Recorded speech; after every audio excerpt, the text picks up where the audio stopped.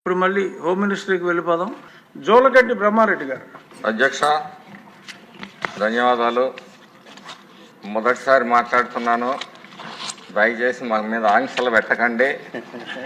ఈ law and order subject మరి మాకు కేటాయించడం అంటే మరి ఎన్ని తీవ్రమైన సమస్యల మధ్య వచ్చామో నేను చెప్పడం అంటే రోజు వచ్చి మధ్యలతో మొరబెట్టుకున్నట్టు ఉంటుంది. మీకు బాగా తెలుసు ఈ రాష్ట్రంలో లా అండ్ ఆర్డర్ ఏ విధంగా నడిచిందో.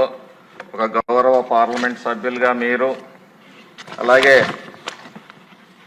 జగన్ రెడ్డి ప్రభుత్వంలో మాజీ ముఖ్యమంత్రిగా Z+ కేటగిరీ భద్రత కలిగి ఉన్న ప్రతిపక్ష నేత శ్రీ నారా చంద్రబాబు నాయుడు గారిని కార్యాలయం మీద, ఇంటి మీద ఏ విధంగా దాడులు జరిగాయో కనీసం ఆ కేసులు కూడా పట్టించుకునే పరిస్థితి ఆ రోజు లేదు.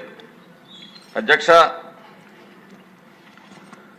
మరి ఆ రోజు ఈనాటి వ్యవసాయ శాఖ మంత్రులు, స్పీకర్ గారు, మరి డిప్యూటీ స్పీకర్గా తమరు, మరి ఈ రాష్ట్రంలో శాంతి భద్రతల పరిస్థితిని ప్రత్యక్షంగా మీరు బాధితులు. ఆ రోజు స్పీకర్ గారి మీద దాడి జరిగితే నిరసన కోసం మేము రోడ్డెక్కితే మా మీద SC ST అట్రాసిటీ కేసులు పెట్టిన సందర్భాలు అధ్యక్ష. ఒక తోట చంద్రయ్య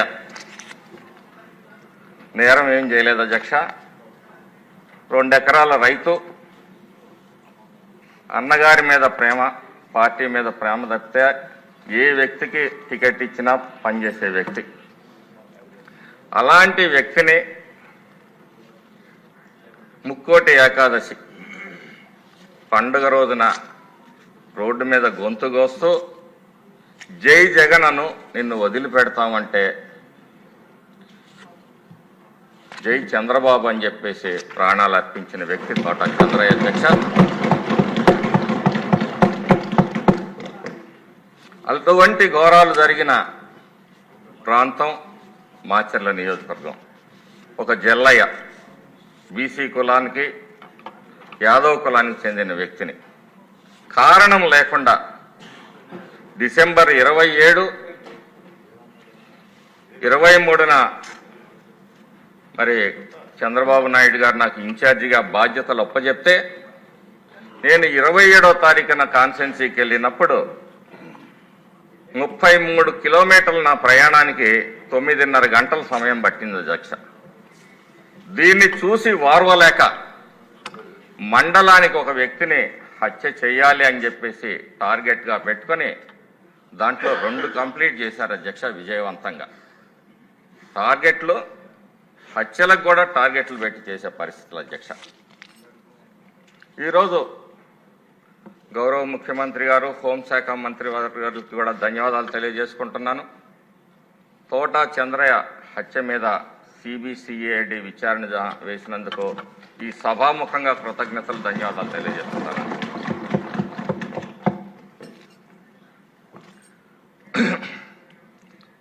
అధ్యక్ష, మాచర్ల నియోజకవర్గం మరి ఈనాడు, జ్యోతి వంటి పేపర్లు పతాక శీర్షికల్లో చెంబల్లోయ అని చెప్పి రాశాయి అధ్యక్ష. చెంబల్లోయ కూడా తక్కువే అధ్యక్ష. ఆ దొంగలు ఎప్పుడైతే అవసరమవుతుందో అప్పుడు వచ్చి దోచుకొని వెళ్తారు. ఇది ఒక తాలిబాన్ రాజ్యంలాగా నడిచింది అధ్యక్ష. ప్రతి క్షణం కూడా భయంగా మాచర్ల నియోజకవర్గంలో ప్రజలు బ్రతకాల్సిన పరిస్థితి వచ్చింది అధ్యక్ష.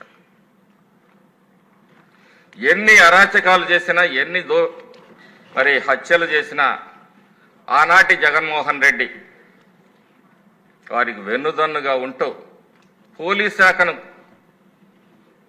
వాళ్ళకి రక్షణ కల్పిస్తూ అధ్యక్ష, జల్లయ్య హత్య కేసులో ఒక విషయం చెప్తాను అధ్యక్ష.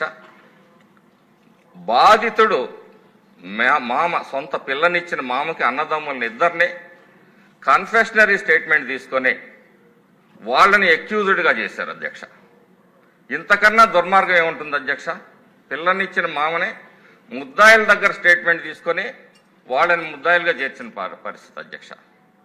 ఏ రకంగా పోలీస్ శాఖ ఆ రోజు పనిచేసిందో మరి ఈ సభ ఆలోచించాలి అధ్యక్ష.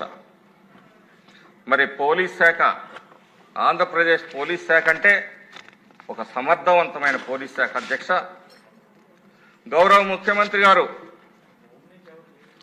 చంద్రబాబు నాయుడు గారి హయాంలో, అలాగే ఎన్టీ రామారావు గారి హయాంలో మత కల్లోలాన్ని అణిచివేయడంలో కానీ, ఫ్యాక్షనిజాన్ని, నక్సలిజాన్ని పారదోలటంలో కానీ ఎన్నో అవార్డులు, రివార్డులు సంపాదించి గర్వంగా కాలరెగరేసిన మన ఏపీ పోలీస్ శాఖ తలదించుకునే దుస్థితి, సిగ్గుపడే దుస్థితి కాకి యూనిఫామ్కి గత 5 ఏళ్లలో ఏర్పడింది అధ్యక్ష.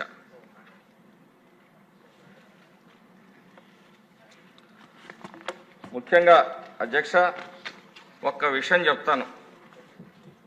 మీ అందరి గురించి బాధితులంటే నువ్వు కూడా బాధితుడివే కదని మరి సోదరులందరూ నా మీద ప్రేమతో చెప్తా ఉన్నారు. నేను ఒక వివాహ కార్యక్రమానికి వెళ్తున్నాను అధ్యక్ష. నా వెనక సరే 3 or 4 కార్లు ఫాలో అవుతున్నాయి. వెనక కారుకి ఒక చిన్న డాష్ ఒక ఆటో కొట్టింది అధ్యక్ష. ఆటో కూడా పడిపోలేదు అధ్యక్ష.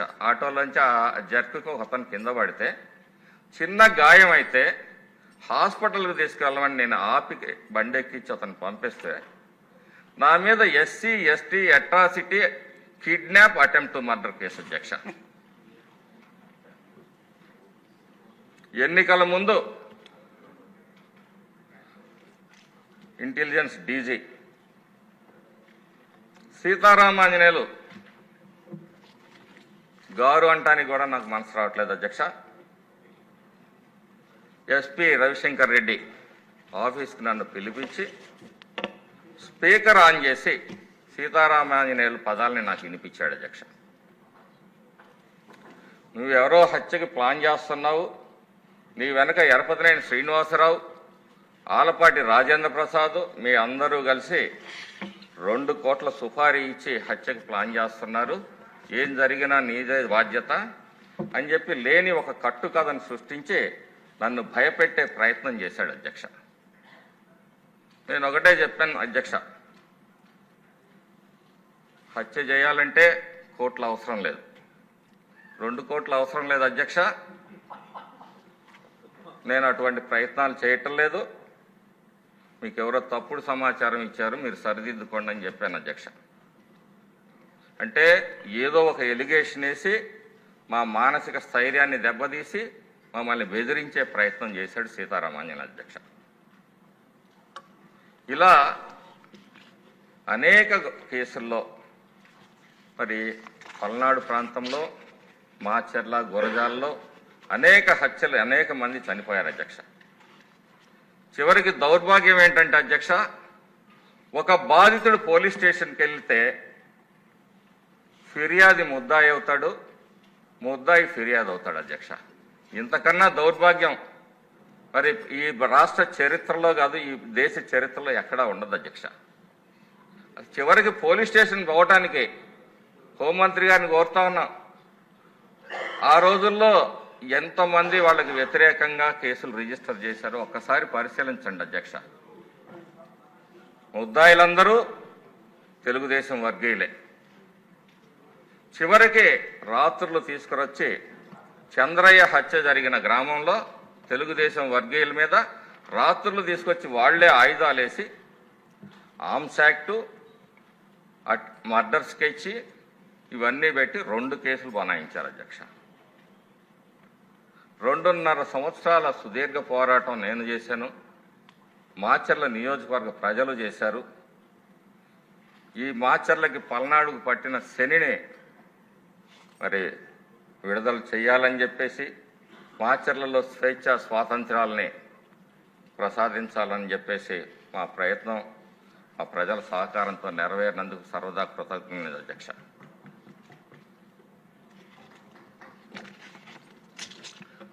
అధ్యక్ష,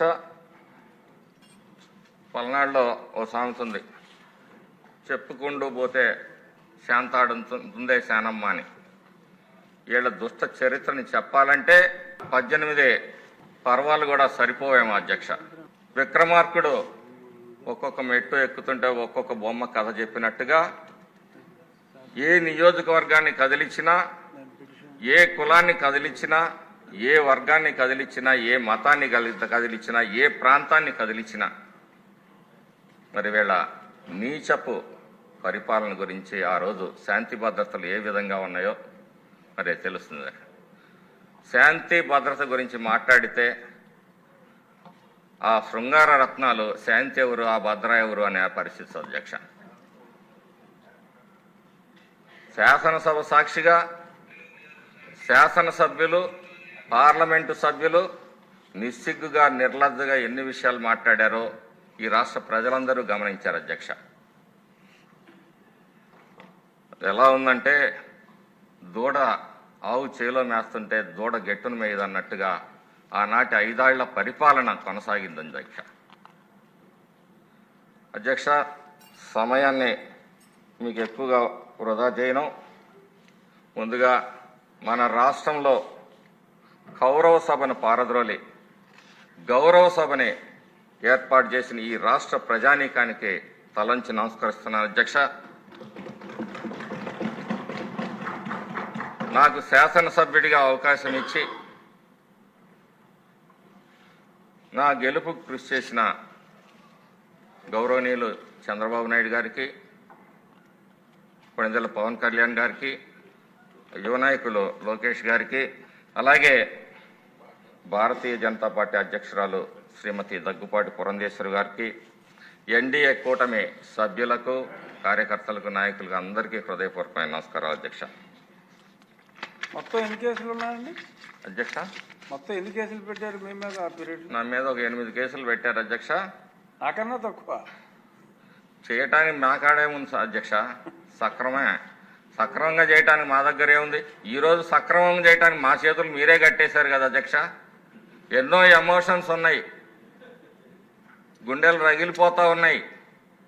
అధ్యక్షుడు ఒక్క మాటకి కట్టుబడి ఈరోజు కార్యకర్తల్ని కంట్రోల్ చేయడానికి వాళ్ళని తిడుతూ, వాళ్ళతో నేను తిట్టించుకుంటూ మా కష్టాలు ఆ పయ్యోడికి తెలుసు అధ్యక్ష. అందరికీ ఎమోషన్స్ ఉంటాయి అధ్యక్ష.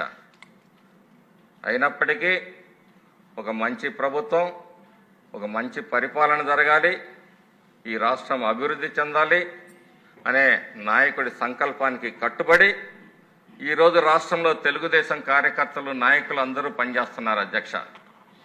ఒక్క క్షణం, ఒక్క అవకాశం ఈ విధంగా రాష్ట్రాన్ని ఏ విధంగా అయితే జగన్మోహన్ రెడ్డికి ఒక్క అవకాశం ఇస్తే నాశనం అయిందో, ఒక్క అవకాశం మాకు కానీ ఇచ్చున్నట్టయితే ఈరోజు తొడలు కొట్టే పరిస్థితి ఉండదు అధ్యక్ష. జగన్మోహన్ రెడ్డి అనుకోకి రాష్ట్రం వదిలిపెట్టి పారిపోయి ఉండేవాళ్ళు. దాన్ని చంద్రబాబు నాయుడు గారి మంచితనాన్ని, మరి దూరాలోచనని గ్రహించకుండా ఈరోజు కూడా వచ్చి తొడలు కొడుతున్నారు అధ్యక్ష. అయినా సంయమనంతో వ్యవహరిస్తా ఉన్నాం. మాకు తెలుసు అధ్యక్ష, 5 ఏళ్లు ఎన్ని బాధలు పెట్టామో, ఎన్ని అవమానాలు పడ్డామో, ఎన్ని అరాచకాలకి, దోపిడీలకి, ఆర్థికంగా కూడా బలవంతంగా ఆస్తులు రాయించుకున్నారు అధ్యక్ష. వీటన్నిటికీ న్యాయం ఎలా చేయాలి? ఆ పరిస్థితుల్లో తెలుగుదేశం నాయకులు, కార్యకర్తలు ఎంతో ఎమోషన్స్ ఉన్నాయి అధ్యక్ష. ఒకప్పుడు పార్టీ విధానానికి, గీతకి కొద్దిగా ఆ ఎమోషన్స్ మీద దాటి ఉండొచ్చే అధ్యక్ష ఎవరైనా సభ్యులు. కానీ మా అందరి భావం పార్టీకి నిబద్ధతతో పనిచేయాలి. అలాగే ఈ రాష్ట్రాన్ని ముందుకు తీసుకెళ్లే చంద్రబాబు నాయుడు గారికి మద్దతుగా నిలబడాలని అధ్యక్ష.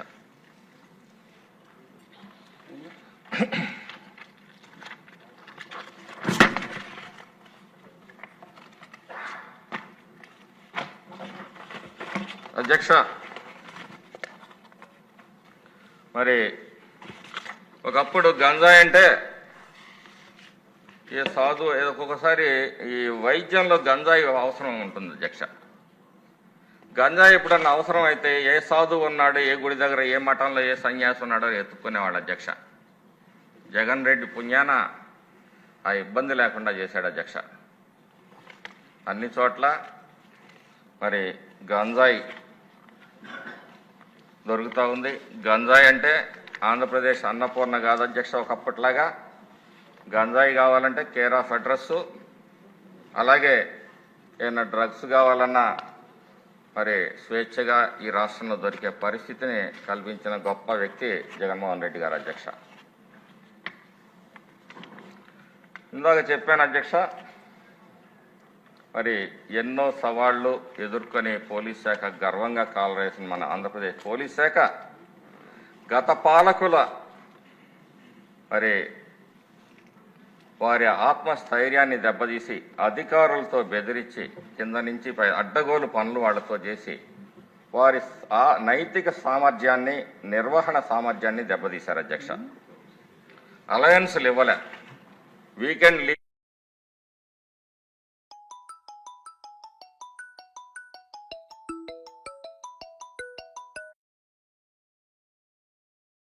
అన్నారు, మభ్యపెట్టారు అధ్యక్ష.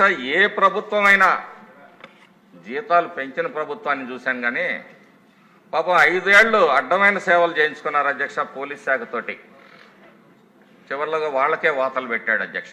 కానిస్టేబుల్ దగ్గర నుంచి పై అధికారి దాకా అందరికీ వాతలు పెట్టాడు అధ్యక్ష. పాపం లేటుగా అర్థమైంది పోలీస్ సోదరులందరికీ కూడా.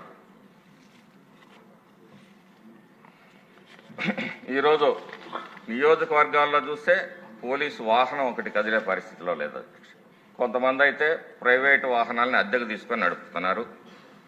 వాటిని మరి ఏర్పాటు చేయాల్సిన అవసరం ఉంది అధ్యక్ష.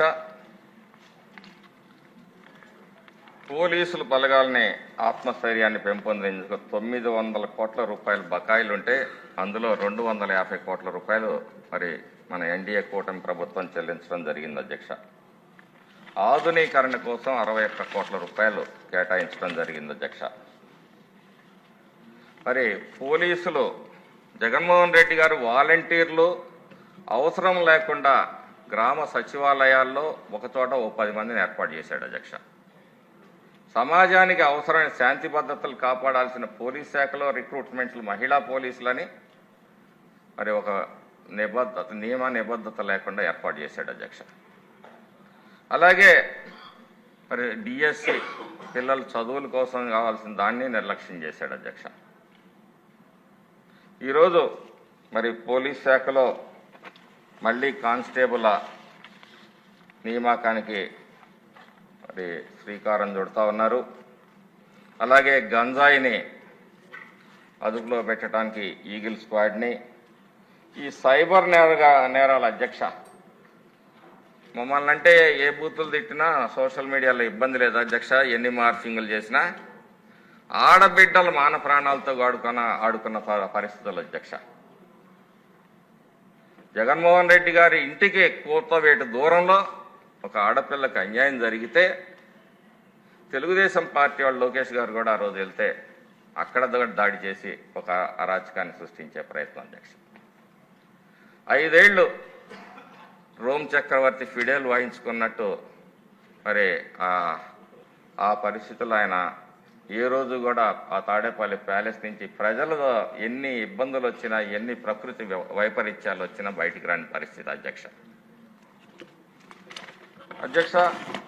పోలీసు వాళ్ళని చూస్తూ ఉంటే ఒక్కోసారి కోపం వచ్చినా ఒక్కోసారి వాళ్ళ పట్ల కూడా మరి పై అధికారులు చెప్పినందువలన వాళ్ళు చేస్తున్నారని నిరంతరం 24/7 వాళ్ళు పనిచేస్తూ ఉంటారు. వాళ్ళని చూస్తే ఒక సానుభూతి కూడా ఉంది అధ్యక్ష. మన రక్షణ కోసం వాళ్ళు మరి శ్రమ పడుతూ ఉంటారు అధ్యక్ష. ఈ రాష్ట్రంలో సిపిఎస్ ద్వారా ఉద్యోగులకు మేలేదైనా జరిగింది అంటే అది ముఖ్యమంత్రి నారా చంద్రబాబు నాయుడు గారి చలవ అధ్యక్ష. 2017లో నాటి సీఎం అయిన చంద్రబాబు గారే ఎన్పిఎస్లో వచ్చిన మార్పులు, గ్రాట్యుటీ, ఫ్యామిలీ పెన్షన్ మంజూరు చేశారు అధ్యక్ష. మంజూరు చేశారు అధ్యక్ష. అదే రీతిలో మరి సెంట్రల్ మెమో ఒకటి వచ్చింది అధ్యక్ష. 57 మెమో నంబర్ 57 22/12/2003 ముందు ఇచ్చిన నోటిఫికేషన్లు డిఎస్సి 2003 ఈ కానిస్టేబుల్ గ్రూప్స్కి ఓపీఎస్ని పునరుద్ధరించాలని చెప్పేసి దేశంలో 15 రాష్ట్రాలు ఈ మెమో 57 ద్వారా వేలాది మంది రాష్ట్ర ప్రభుత్వ ఉద్యోగులు ఓపీఎస్ని పునరుద్ధరించాయి అధ్యక్ష. ఈ రాష్ట్రంలో జగన్మోహన్ రెడ్డి గారి పరిపాలనలో కేవలం 3 ఐపీఎస్లు మాత్రమే ఐఏఎస్లకు మాత్రమే ఓపీఎస్ ఇచ్చింది అధ్యక్ష గత ప్రభుత్వం. మరి సమన్యాయం చేయాల్సిన ఒకటే మెమోలో చేసినప్పుడు సమన్యాయం మిగతా వాళ్ళకు కూడా చేయాల్సిన అవసరం ఉంది అధ్యక్ష. అందులో చాలామంది పోలీస్ కానిస్టేబుల్ ఉన్నారు. పోలీస్ శాఖలో పాపం భద్రత, వారి ఆరోగ్యాలకి 2 లక్షలు ఉండే భద్రతను కూడా 1 లక్షకు తగ్గించాడు అధ్యక్ష జగన్మోహన్ రెడ్డి. ఈరోజు మనం ప్రతి సామాన్యుడికి కూడా ఆరోగ్యశ్రీ ద్వారా 10 లక్షలు 20 లక్షల రూపాయలు కల్పిస్తున్నాం అధ్యక్ష. మన కోసం ఈ శాంతి భద్రతలు కాపాడటం కోసం మరి పనిచేస్తున్న పోలీస్ శాఖ వారికి మరి వైద్య సహాయాన్ని కూడా మరి పెంపొందించాలి. వారి కుటుంబ సభ్యులకు కూడా ఆరోగ్య భద్రతను కల్పించాల్సిన అవసరం కూడా ఉందని చెప్పి ఈ సందర్భంగా తెలియజేస్తూ అధ్యక్ష, ఎన్ఎస్డిఎల్ నుండి ఈ జీవో నంబర్ 57 ద్వారా మరి 3,000 కోట్ల రూపాయలు రాష్ట్రానికి వస్తాయి, నష్టమేం జరగదని వాళ్ళు వాదిస్తున్నారు అధ్యక్ష. హోంమంత్రి గారు దయచేసి మరి పరిశీలించి వారికి న్యాయం చేయాలని చెప్పేసి కూడా ఈ సభాముఖంగా వారిని విజ్ఞప్తి చేస్తూ ఒక మంచి బడ్జెట్ని ప్రవేశపెట్టినందుకు హోంశాఖ మంత్రి వాళ్ళని అభినందిస్తూ సెలవు తీసుకుంటున్నాను అధ్యక్ష. థ్యాంక్స్ అండి. మీ ఆవేదనని, మీ నిస్సహాయతని, ముఖ్యమంత్రి గారి మీద గౌరవాన్ని ఏకకాలంలో తెలియజేసినందుకు